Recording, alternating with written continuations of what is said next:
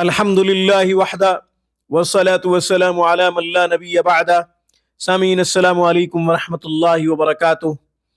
سامعین، وہ طلباء و طالبات جو کن ذہن یعنی ان کا دماغ کمزور ہے، دماغ مضبوط نہیں ہے، یاد کرتے ہیں مگر یاد نہیں رہتا، بھول جاتا ہے، بھولنے کی بیماری ہے، نسیان کا شکار ہیں، کچھ بھی یاد نہیں رہتا، محنت کے باوجود اچھے نتائج حاصل نہیں کر پاتے، آج ان کے لیے خوبصورت وظیفہ بتاؤں گا۔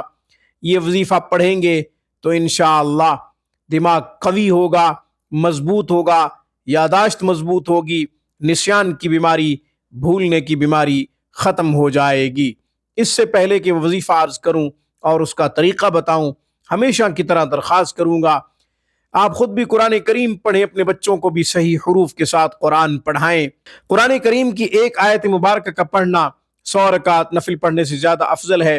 علم کا ایک باب سیکھنا 1000 رکعت نفل پڑھنے سے زیادہ افضل ہے۔ اپنی دنیا سنواریں، آخرت سنواریں، اپنے بچوں کی دنیا اور آخرت سنواریں، اپنے بچوں کو قرآن کی خوب تعلیم دیجیے، کیونکہ وہ آپ کے لیے صدقہ جاریہ ہیں۔ جب آپ دنیا میں نہیں رہیں گے، وہ آپ کے لیے نیک اعمال کریں گے تو آپ کو ثواب پہنچتا رہے گا، آپ کا نیکیوں والا اکاؤنٹ کھلا رہے گا۔ آن لائن کلاسز کے لیے، علاج معالجہ کے لیے آپ ہم سے رابطہ کر سکتے ہیں۔ ہفتے کے 7 دن 24 گھنٹے ہماری بہترین اور معیاری سروس سے آپ فائدہ اٹھا سکتے ہیں۔ دماغ تیز کرنے کے لیے، یادداشت مضبوط کرنے کے لیے، دماغ کو قوی کرنے کے لیے، دماغی کمزوری ختم کرنے کے لیے، نسیان یعنی بھولنے کی بیماری کے خاتمے کے لیے وظیفہ غور سے سن لیجئے۔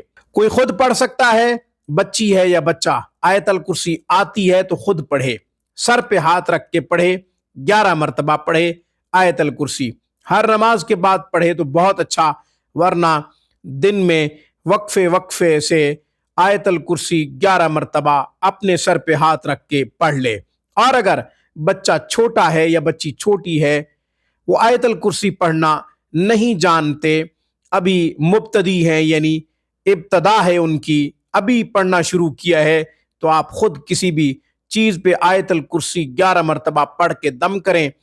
پڑھنے کے بعد جب دم کر لیں تو بچے کو کھلا دیں، اس چیز پہ دم کریں جو بچہ آسانی سے کھا سکے یا بچہ آسانی سے پی سکے۔ آج کی گفتگو میں بس اتنا ہی۔ اقول قولی ھذا واستغفر اللہ، وآخر دعوانا ان الحمد للہ رب العالمین۔